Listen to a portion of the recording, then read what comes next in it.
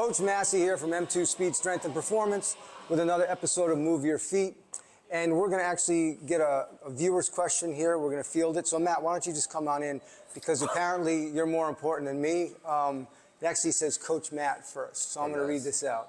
It says, Coach Matt and Guy, just about 3 years in, and I'm looking for medicine ball power, rotation, and ground reaction options for training golf, baseball, and track athletes. Some suggestions, please. Thank you, Tim Rock from Glad Rocks Training Systems. Well, thanks for the question, Tim. So we're going to try to do our best to kind of go through a little bit of a progression. And there's a lot you can do with medicine balls, obviously. He's looking for some rotational power. So the first thing I think about is just, you know, some regular medicine ball slam, rotational slams to the wall. Everybody knows that. And I also think most people are going to know the first thing we're going to do. So if you want to get a ball from behind us, we're going to get a PB Extreme ball. And Matt is just going to do a stationary, and we'll be right about here so we're in frame, a stationary side-to-side medicine ball slam. And he's going to make sure that he goes over the top with it. Ready? And just hit it. Over the top, over the top. One more time. Over the top, over the top. Good. So he gets his rotation in there. He's delivering his power. He's getting some ground reaction force. So that sort of addresses one of the questions Tim asked. A lot of times when you have these golf and baseball athletes, you're thinking, well, let me get them on a wall. And that's good because that's that horizontal plane that they deal in.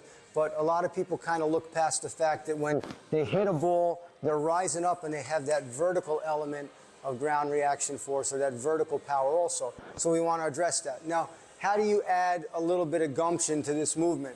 It's simple. He's just going to add a little bit of a step that really takes that power and that ground reaction force down. So side to side, a little bit of a step, a little bit of a step. Do it again. Step and step. So you see he's covering some ground also. So now you start to get a little bit of the agility aspect in.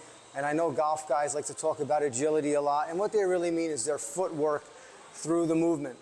Now, if we want to deal with an athlete that's going to be generating power as they're covering ground, which could be on an approach for a gymnast or on an approach for a high jumper, or even in sprinting, we really like the side-to-side progressing medicine ball slam, which has a little bit of a shuffle variation to it. So Matt's going to start back here a little bit, and he's going to work towards the camera, and he's just going to have a little bit of that side-to-side shuffling as he progresses. Over the top, over the top, over the top, and one more, over the top, and rest.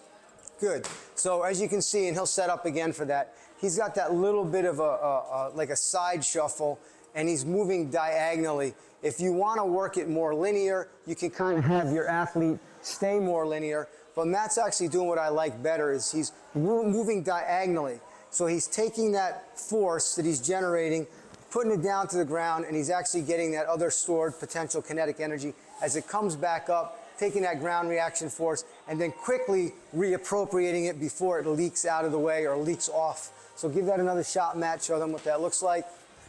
And it's hard. Bam. Over the top. Over the top. Over the top. Good.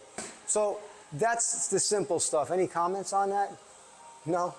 That's the simple stuff. So we wanted to address those three really simple movements to kind of get you an idea. Our friend asked a question about rotational power, asks for some rotational medicine ball slam work to assist with rotation, development of rotational power. And now those are three really easy steps that you can progress through, and you can really use them with any of your clients or athletes. So the next episode that we'll do will actually address putting an elevation to it, putting down power, getting that ground reaction force, and adding an elevation. So until next time, greatness is forged, not fabricated. This is Coach Massi here. That's your day.